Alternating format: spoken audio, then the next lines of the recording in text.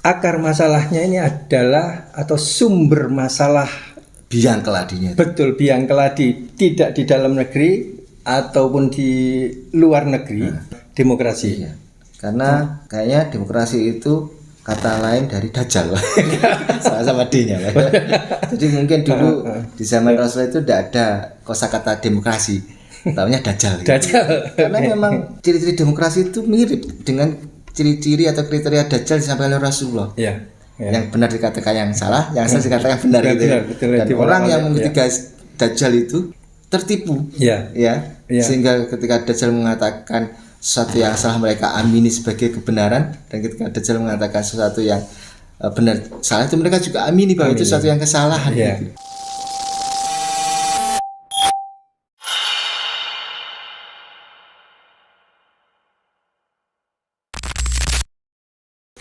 Assalamualaikum warahmatullahi wabarakatuh. Waalaikumsalam warahmatullahi wabarakatuh. Selamat malam para pemirsa netizen dan netiza. Ya. Kita pakai salam aja kayak RH Channel itu ya. Jumpalitan di sistem demokrasi. Iya, betul. Yang semakin tambah ruwet. Tambah ruwet Pak ya. Iya. Jumpa lagi di channel Babat Basa-basi Demokrasi. Kita hanya berdua malam ini. Ya. Mas Bayu izin, dan lama kita nggak ketemu Pak Amin ya, karena saya sempat cedera. Bagaimana kabarnya Pak Amin? Tetap bahagia pengennya Pak. Pengennya. Semoga alhamdulillah masih punya keinginan bahagia. Alhamdulillah. Malam ini kita akan membahas apa ini Pak Amin? Karena membahas situasi politik dalam negeri semakin tambah mumet ini. Semakin sebenarnya nggak tambah mood Pak, semakin menyebalkan. Menyebalkan. Dan kita bahas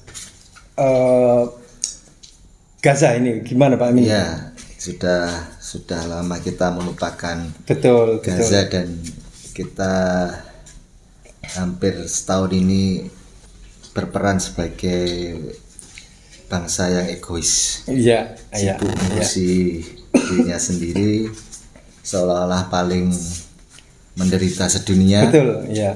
Padahal puluhan ribu saudara kita di Palestina khususnya Gaza itu meregang nyawa, sia-sia akibat ini si bedebah anak buahnya ini Dajjal kecil Benyamin si Nyahok ini. Benyamin merek senapan angin. Iya, jadi ini tanggung jawab moral kita sebagai bagian dari alam semesta, khususnya karena terlanjur mengklaim sebagai manusia Pak ya. Iya. Itu kita coba sejenak menghibur diri dengan melupakan problematika nasional yang semakin kesini semakin tidak lucu. Ya.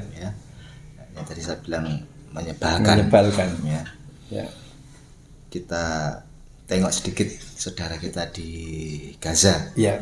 Sebagai ini Pak ya, bentuk simpati sekaligus empati. Ya. Dan mengajak dan mengingatkan kembali kaum muslimin khususnya di Indonesia.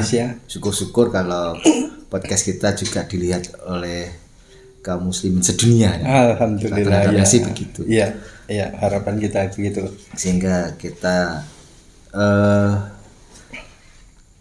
menemukan kesadaran yang hakiki tentang problematika Palestina khususnya Gaza hari ini, sekaligus mau memahami dan mau mengupayakan solusi yang sebenarnya, bukan solusi yang basa-basi ala demokrasi. Ya. Betul.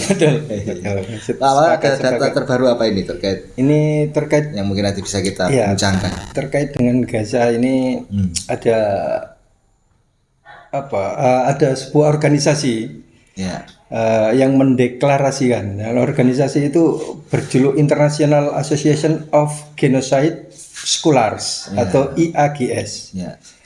Organisasi ini mendeklarasikan bahwa Israel telah membunuh dan melakukan genosida berdasarkan pasal 2 Konvensi PBB 1948.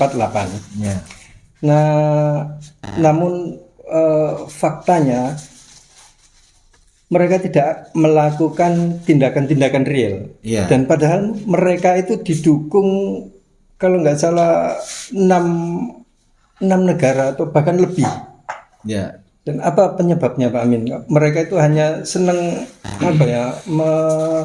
mengeluarkan statement terus mengecam tanpa ada tindakan real. Jadi itu bukan baru Pak Wawa ya.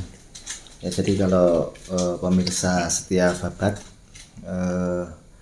mau flashback membaca sejarah ya, even sebelum proklamasi kemerdekaan Israel ya, pendeklarasian berdirinya negara Israel pada tahun 1948 oleh Ben Gurion itu sejak awal abad 20 ya, kurang lebih sekitar 1920 sekian itu, setelah terjadinya kesepakatan ya untuk memberikan tempat tinggal bagi orang-orang Yahudi yang terusir ya, itu kesepakatan Balfour Pak ya. Itu kan berbondong-bondong ini orang Yahudi dari seluruh penjuru dunia, utamanya Eropa ya, itu merelokasi dirinya ke tanah Palestina. Ya, awalnya memang mereka kecil, tapi dalam waktu yang cukup singkat mereka menjadi koloni yang sangat besar di wilayah Palestina saat itu.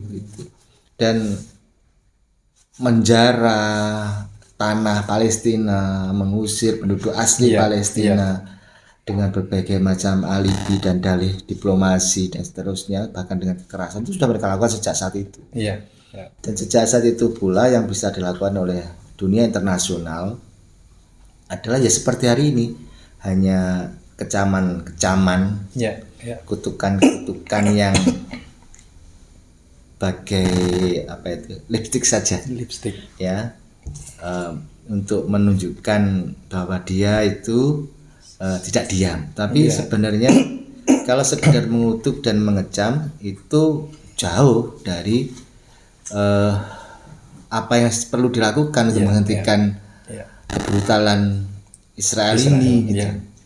Dan sudah berapa resolusi PBB yang diabaikan oleh Israel, berapa puluh kali kejahatan senjata diabaikan oleh Israel ya. Bahkan ketika terjadi terakhir kejahatan senjata tahun lalu itu atau awal tahun kemarin itu sampai hari ini per hari ini itu setiap hari ya, tak berhenti itu yang tewas 30 orang, 40 orang, 60 orang, 70 orang tewas akibat dibom. Bayangkan rumah sakit yang atau gedung-gedung yang sudah hancur tapi masih bisa dimanfaatkan, tower-tower itu ya, tempat-tempat tinggal itu, dan para pengungsi berkumpul di sana setelah kembali ke Gaza. Sebelumnya mereka akan jalan ke selatan tuh, dan setelah kejahatan senjata mereka kembali ke utara ya, itu dibom dengan drone lah, dengan misil atau dengan rudal ya, bahkan rumah sakit, menewaskan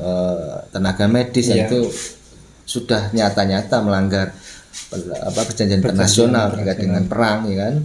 Bahkan terakhir-terakhir ini banyak sekali jurnalis yang tewas gitu. Betul. Dan yang menyesakkan dada itu seperti yang laporan tadi IGS tadi Pak ya.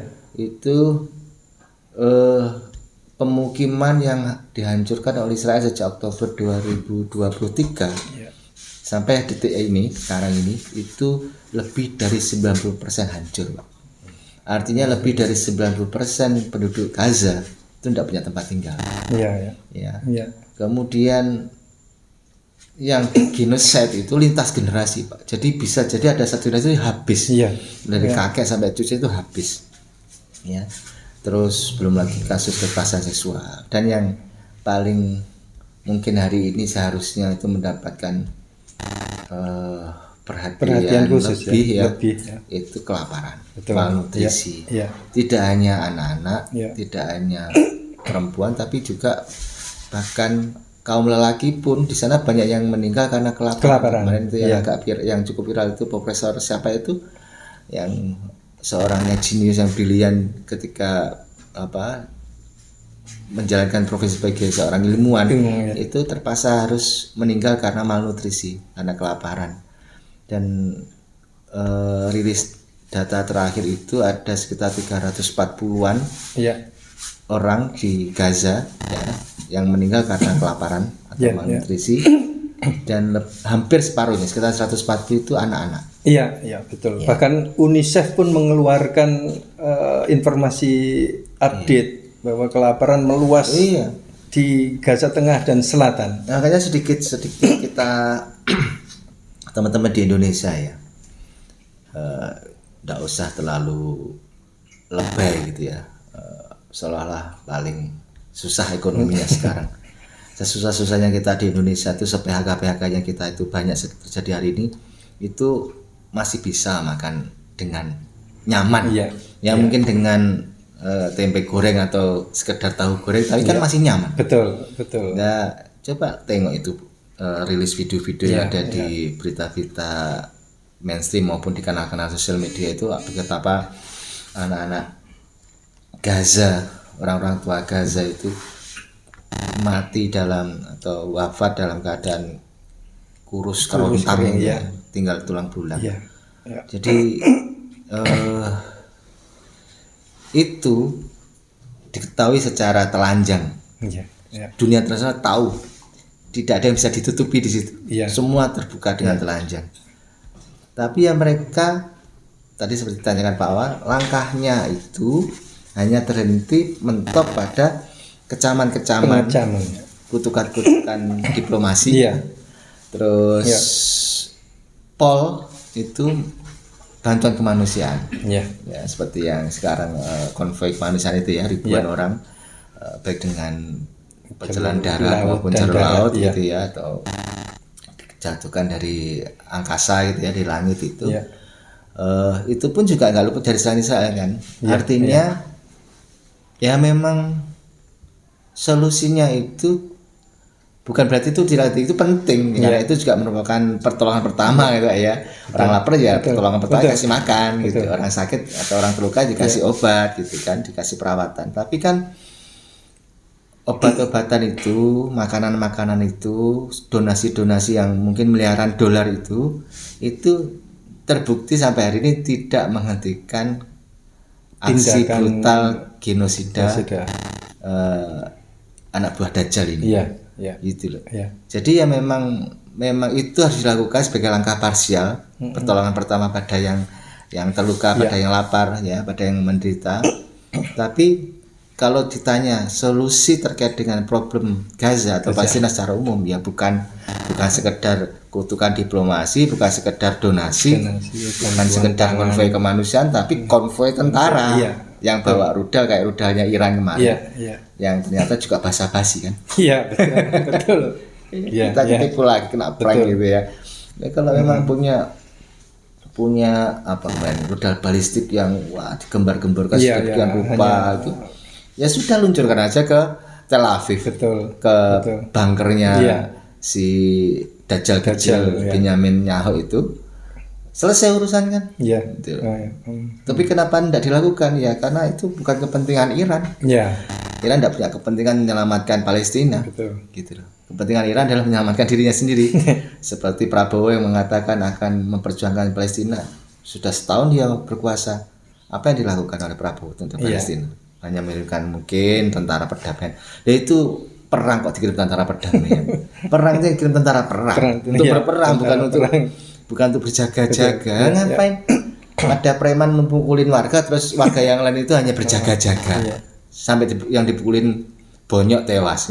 Kan harusnya ya yang dikirim itu orang yang menghentikan pemukulan, penganiayaan dan mengamankan yang dianiaya dan menghukum yang menganiaya. Begitu. logikanya kan nggak ketemu Pak kalau seperti itu. Iya. Nah, terkait tentang apa ya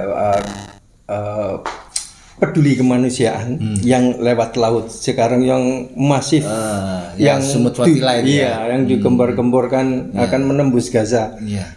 Apakah mereka itu melakukan tindakan real? Kan tidak mungkin juga, Pak Amin. Ya, itu sebenarnya tindakan real, tetapi itu tidak match dengan kalau yang diinginkan itu adalah solusi yang seharusnya gitu. Jadi kalau Pak Wawa itu misalkan ditawan oleh seseorang, ya, di dalam rumah nggak boleh keluar, nggak dikasih makan gitu ya, atau mungkin bahkan dianiaya gitu ya oleh seseorang. Terus saya cuma datang, ya, buka jendela dikit lalu saya kasih makanan untuk Pak Wawa makan. Ya, itu bisa jadi Pak Wawa bisa makan, tapi bisa jadi makan itu dibuang sama yang menyiksa Pak Wawa. Atau suruh makan setelah semua dipukuli lagi. Itu kan tidak solusi, Pak. Kalau problem Palestina itu adalah murni kelaparan, ya solusinya dikasih makan. Kalau problem Palestina itu adalah murni kena mungkin wabah penyakit, ya dikasih obat. Atau terlanda musibah alam gitu ya, bencana misalnya gempa bumi atau apa, ya mereka dikasih donasi.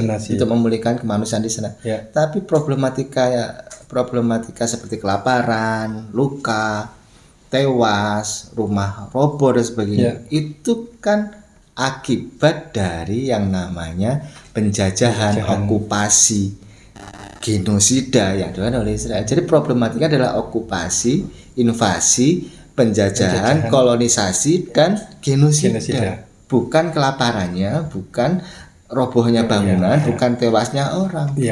Jadi kalau yang diselesaikan di poin ini, ya tidak menyelesaikan problem yang sebenarnya.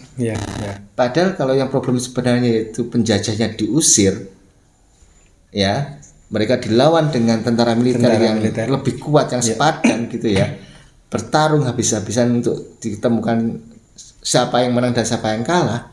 Dan kalau misalkan si penjajah ini berhasil diusir dari tanah Palestina, kan semua problem kelaparan, problem rusaknya bangunan, problem malnutrisi, problem kemanusiaan itu kan hilang dengan sendirinya. Gitu.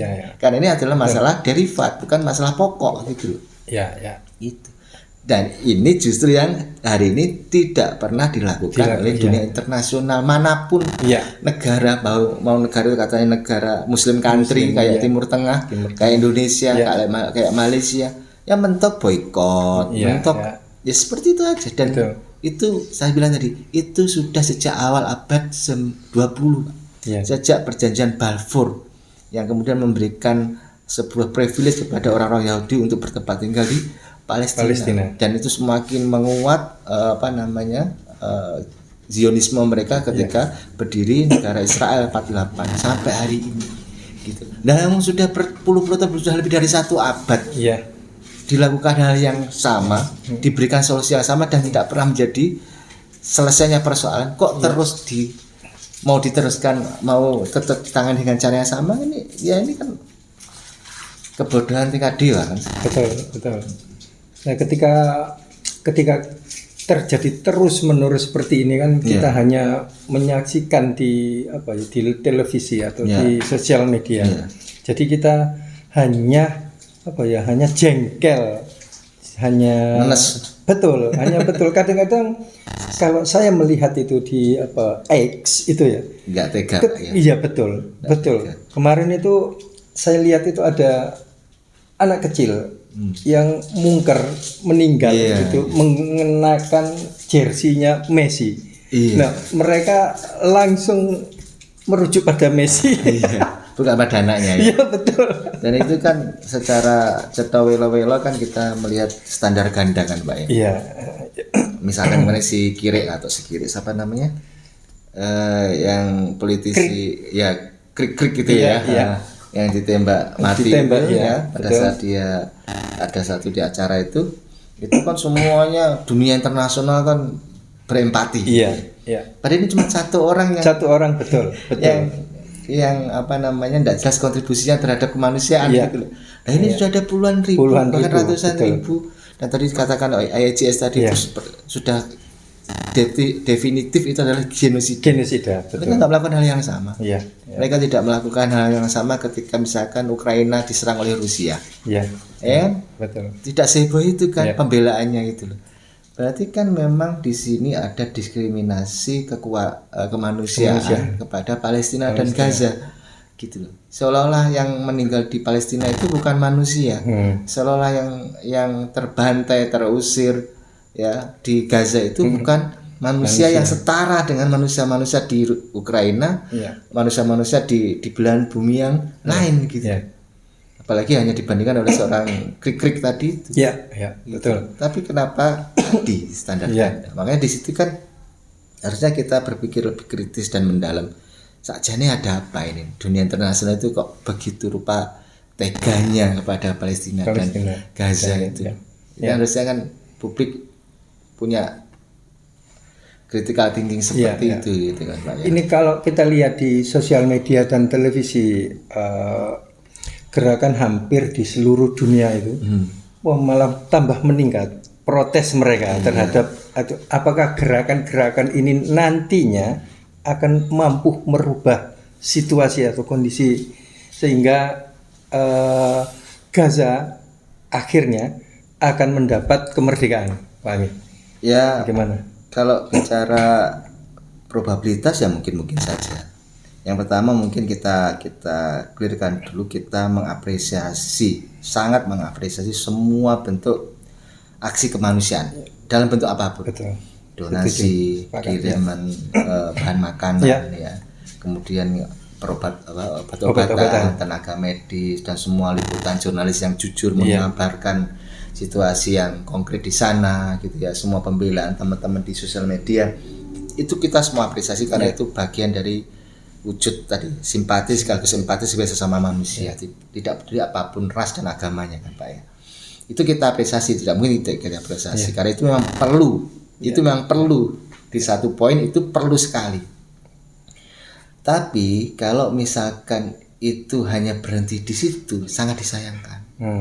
Harusnya semua effort hari ini, konvoy kemarin seperti Sumut Watila, terus semua kutukan diplomasi dari berbagai macam pemimpin dunia itu, kemudian segala macam tadi pernyataan resmi lembaga internasional tentang genosida, tentang penobatan atau istilahnya pengadilan terhadap Benyamin Netanyahu sebagai penjahat perang itu semua jika itu berujung kepada diusirnya Israel entah secara diplomasi entah secara perang, kalau memang itu yang mereka mau adalah perang ya itu akan menjadi solusi yang bisa kita harapkan menyelesaikan persoalan Palestina. Tapi kalau hanya berhenti di situ, konvensi-konvensi, pernyataan-pernyataan, bantuan-bantuan, sampai Dajjal beneran muncul, nggak selesai Palestina, Pak. Jangan-jangan memang ini dibuat seperti itu, panjang-panjangin sampai nunggu Dajjal bener. Ini kan masih Dajjal-Dajalan si Benyamin ini kan. Betul. Kira-kira dia mau test drive dulu. Kira-kira orang Islam ini, ya khususnya orang Islam, Pak ya, ini sekuat apa ini? Saudaranya disiksa itu mereka sekuat apa menahan diri untuk tidak membantu gitu. Jangan-jangan kalau untuk sekedar membela Palestina aja Muslim yang jumlahnya hampir 2 miliar sedunia ini nggak bisa ngapa-ngapain. Jangan-jangan si Dajjal kecil bilang sama si Dajjal besar ini, nggak usah jadi muncul deh. Aku selesai tak wakili. Ini udah selesai. Wakili gitu. Udah selesai. Tapi enggak, ini bercanda. Dajjal tetap ada lah. Cuma itu berita buat yang dengan banyak penafsirannya kita belum tahu kenyataannya karena memang belum ada Pak ya. Tapi kita yakin itu akan ada. Jadi terkait dengan itu kan maka karena tema kita kan basa-basi demokrasi kan memangnya salah apa demokrasi kok dihubung-hubungkan sama Palestina kan harusnya muncul pertanyaan itu Pak. Kalau menurut Pak Wawan salah apa Pak Wawan? Demokrasi itu terhadap Palestina dan Gaza itu salah kaprah. Iya. Kalau saya sederhana mikirnya Pak Wawan. Semua negara yang hanya lip service dalam membantu Palestina atau bahkan dengan cukup absurd, ya, konyol mengusulkan two state solution, ya, memberikan Israel hak sebagai sebuah negara yang padahal dia itu dulu itu merampas tanah di Palestina. Dia dikasih tapi kan ngelunjak kan Palestina, Israel itu. Nah, itu justru diberi pengakuan dengan kompensasi. Palestina juga diberi pengakuan. Ini kan tadi sama aja. Pak Wawa punya rumah, ada yang merampok, terus Pak Wawa nggak terima, tapi Pak Lurah sebagai penguasa kampung itu justru ngasih solusi, sudahlah Pak Wawa, daripada rumahnya hilang semua dirampok, yang ngerampok kasih aja. Ya, 50-50 lah, gitu ya. Pak Wawa tinggal di belakang, yang ngerampok tinggal di depan, kan enak, Pak Wawa nggak dirampok lagi. Ini kan solusi gemblongan ya. Ini kan terjadi kan dengan Palestina, yang dilakukan oleh dunia internasional itu. Dan saudara tadi saya bilang adalah semua negara yang membiarkan ini terjadi, itu kan negara demokrasi. Amerika itu negara demokrasi. Mayoritas. Semua Eropa negara demokrasi. Iya kan? Malaysia, Pakistan, Indonesia, Brunei, name it lah, semua negara-negara. Kecuali Timur Tengah yang rata-rata keemiran atau monarki, tapi mereka kan sebenarnya meskipun tidak memakai demokrasi, tapi kan mereka tunduk pada kekuasaan demokrasi atas nama Amerika, atas nama NATO, atas nama konvensi-konvensi perjanjian internasional dalam naungan PBB kan seperti itu. Itu kan semua mereka bergerak atas nama demokrasi, Pak. Berarti kan rumusnya, kalau mau kita rumuskan, demokrasilah yang menghancurkan Palestina dan Gaza. Gitu loh. Ya memang aktor lapangannya Israel. Israel juga negara demokrasi. Berarti kan logika kita itu bisa dengan mudah mengekstraksi bahwa kesimpulannya ya demokrasilah yang membiarkan apa yang menimpa Palestina, Gaza pada khususnya itu mengalami genosida. Kalau mau ditarik ke Indonesia, misalnya disinggolkan Indonesia, ya demokrasilah yang juga membuat semua kerusuhan Agustus Kelabu kemarin terjadi, gitu loh. Betul kan? Demokrasi. Si Afan mati karena demokrasi. Rakyat lapar karena demokrasi. Kita tercekik pajak demokrasi. Kita dapat memimpin OON demokrasi. Kita dapat menteri blow-on demokrasi. Kita dapat anggota dewan yang apa? Yang pokoknya joget. Bahasa Blitarnya pekok. Rapat malah joget-joget. Giliran di jarah rumahnya nangis-nangis. Ini kan betul. Demokrasi semua. Jadi yang membuat tadi Pak Wawa terenyuh melihat di X itu gambar anak Palestina meringkuk dengan jersinya Messi mati kelaparan itu kan demokrasi membuat mereka terjadi. Ini kan salah demokrasi.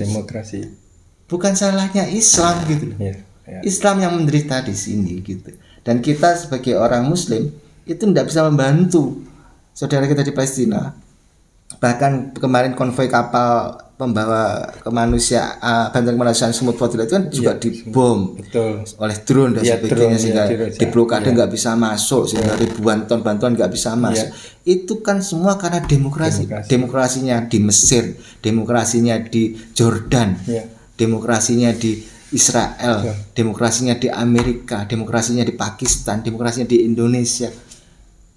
Semua kan terkungkung dengan demokrasi. Kan demokrasi itu meniscayakan suara terbanyak yang mengambil kewenangan. Padahal Allah maunya bukan suara terbanyak. Allah itu maunya yang hak ya hak, yang batil ya batil. Wala tabil batil bil hak, wala tabil hak bil batil. Bolak-balik sama aja. Tapi ayatnya yang benar yang terakhir yang kebalik tadi. Jadi kalau ditanya hubungan demokrasi dengan apa yang diceritakan oleh Palestina dan Gaza, demokrasi penyebabnya. Karena semua negara yang membuat Palestina hari ini menderita adalah demokrasi. Demokrasi pula yang membuat Prabowo hanya bisa berjanji-janji sejak 212, sejak kampanye kemarin. Palestina apa? Gitu. Omong-omong aja gitu. Atau nuwun sewu para ulama. Bahkan ada ulama di ormas tertentu yang malah kami menerima profesor yang jelas-jelas profesor itu punya track record membela Israel dengan alasan nggak tahu ya ini undang orang atau nggak tahu track recordnya gitu. Jadi demokrasi Pak. akar masalahnya ini adalah atau sumber masalah biang keladinya. Betul, biang keladi tidak di dalam negeri ataupun di luar negeri. Biang keladinya atau akar masalahnya adalah demokrasi. Iya. Karena kayaknya demokrasi itu kata lain dari Dajjal. Sama-sama D-nya. Jadi mungkin dulu di zaman Rasul itu tidak ada kosakata demokrasi, namanya Dajjal. Dajjal. Karena memang ciri-ciri demokrasi itu mirip dengan ciri-ciri atau kriteria Dajjal disampaikan oleh Rasulullah. Ya. Yang benar dikatakan yang salah, yang salah dikatakan benar gitu. Betul, dan orang yang mengikuti Dajjal itu tertipu. Ya. Sehingga ketika Dajjal mengatakan sesuatu yang salah mereka amini sebagai kebenaran, dan ketika Dajjal mengatakan sesuatu yang benar salah itu mereka juga amini bahwa itu sesuatu yang kesalahan. Gitu. Kan demokrasi sama Pak. Karena kemarin itu sudah kita bahas di sini Pak, kita singgol sedikit. Ya, demokrasi itu kan berakar dari yang namanya sekularisme. Memisahkan ayat suci agama dari kehidupan pribadi, masyarakat dan negara. Gitu kan? Kan persis demokrasi toh, Pak. Dia kan begitu toh. Kamu boleh sholat, kamu boleh menjalankan syariat agamamu selama yang kamu jalankan dari syariat agamamu itu tidak mengancam demokrasi. Logikanya, kalau dalam sistem demokrasi, taruhlah ada 100 orang voting, 51 orang sepakat Homer itu dibolehkan beredar, artinya dalam kata lain adalah dihalalkan, meskipun dengan catatan-catatan. Sementara yang 49 orang itu karena berpegang teguh kepada ajaran agama bahwa Homer itu haram. Bagi demokrasi yang harus dimenangkan yang mana? Yang 51. Betul. Karena suara terbanyak. Karena dalam demokrasi itu prinsipnya ayat konstitusi di atas ayat suci. Jadi kalau ulamanya itu dengan mengutip Al-Quran, dengan mengutip Al-Hadis, menyatakan bahwa dilarang berteman setia dengan kaum kafir, karena kaum kafir tidak pernah akan diam melihat kaum muslimin itu tidur nyenyak. Mereka akan dengan sekuat tenaga secara terang-terangan maupun secara sembunyi-sembunyi menghancurkan kaum muslimin. Diakui apa yang terjadi Palestina itu membuktikan itu. Gitu kan? Betul. Itu kalau kemudian kesepakatannya berdasarkan sistem demokrasi, bahwa kita itu harus berteman dengan Amerika yang membunuh saudara kita Palestina, mau apa? Mau apa Prabowo? Ya dia harus berteman dengan Amerika dong. Karena itu tuntunan demokrasi. Kenapa? Karena dia hidup dengan demokrasi. Tidak hidup dengan ayat suci. Kalau Rasulullah mengatakan kaum mukmin, kaum muslimin itu adalah kal jasadil wahidah, bagaikan satu jasad, satu tubuh. Manakala satu organ tubuh atau bagian tubuhnya tersakiti, maka yang lain juga akan merasakan sakit. Kemudian demokrasi mengatakan bahwa itu urusan negara masing-masing, itu urusan Israel dan Palestina. Indonesia tidak usah campur-campur tangan di sana, kita bantu semampunya, kita bantu kirim kemanusiaan, kita bantulah kirim bantuan kemanusiaan. Kita kirim medis kita kirim medis lah, kita bikin rumah sakit, kita bikin rumah sakit lah. Kalau urusan perang ya biar mereka. Betul. Tidak jalan hadis Pak. Kan faktanya hari ini seperti itu. Nanti penyebabnya demokrasi. Sepakat. Oh, nggak sepakat gimana nyatanya begitu? Pak Wam mau ikut gemblung, nggak sepakat dengan rumus itu. Ada rumus tuh Pak. Baik. Jadi akarnya demokrasi. Akarnya masalahnya demokrasi. Saya sebagai seorang mukmin dan muslim, saya ngaku lah. Mudah-mudahan istiqomah sampai mati saya muslim dan mukmin yang belajar bertakwa ya. Saya serukan lah, wahai para pembela demokrasi, gitu ya. Demokrasi kalian lah yang membuat Palestina dan Gaza hari ini terbantai. Demokrasi lah yang membuat kalian tercekik pajak. Demokrasi lah membuat kemarin anak-anak kita itu menjadi perusuh, menjadi pembakar, menyebabkan kerugian material dan material yang tidak terhitung. demokrasilah yang menyebabkan Indonesia 80 tahun merdeka itu tetap terjajah sejatinya. Hanya merdeka dalam ucapan dan dirgahayu-dirgahayuan. Demokrasilah yang membuat kaum muslimin yang 2 miliar ini tercerai-berai, lemah, tak berdaya bagaikan buih di lautan seperti kata Rasul. Demokrasilah yang membuat ketika Palestina menderita, Gaza terbantai hanya sekian ratus kilometer, atau bahkan hanya sekian puluh kilometer, yaitu pintu Rafah itu kan Mesir sekian puluh kilometer, Pak. Mereka seperti tidak terjadi apa-apa di Palestina. Bahkan ketika orang-orang kafir yang notabene kafir yang tergabung dalam konflik kemanusiaan itu meminta para tentara penjaga pintu Rafah membuka untuk bisa memasukkan bantuan, itu ditolak. Bahkan ditembak, Pak, oleh tentara Mesir. Itu demokrasi yang itu semua. Terus demokrasi itu melihat sisi baiknya dari mana gitu. Kalau hanya sebagai basa-basi, ya memang demokrasi itu basa-basi, dan semakin hari semakin basi. Makanya tonton terus buat basa-basi demokrasi. Silakan closing.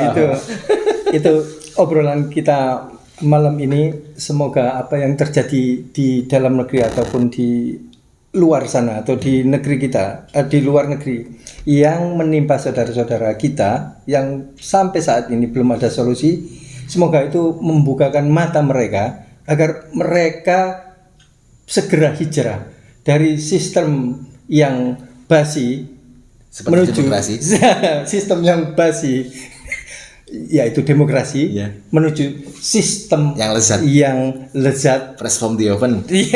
Betul Islam, Pak. Islam. Semoga ini akan, sekali lagi, ini akan membukakan semua mata dan kesadaran atau akal umat. Kita akan beralih menuju sistem yang diridhoi Allah, yaitu sistem Islam. Jadi langkah pertama untuk solusi Palestina, buang demokrasi pada sampah peradaban. Sampah peradaban, betul Pak Amin. Kan sudah bahas. Obrolan kita malam ini semakin seru, tapi apalah daya karena Bapak kameramen sudah menulis closing. Kita akan ketemu minggu depan dengan bahasan yang lebih menarik lagi. Tapi jangan lupa tonton terus channel kami, Basa-basi Demokrasi. Buta yang paling merusak adalah buta politik. Sekian. Assalamualaikum warahmatullahi wabarakatuh. Waalaikumsalam warahmatullahi wabarakatuh.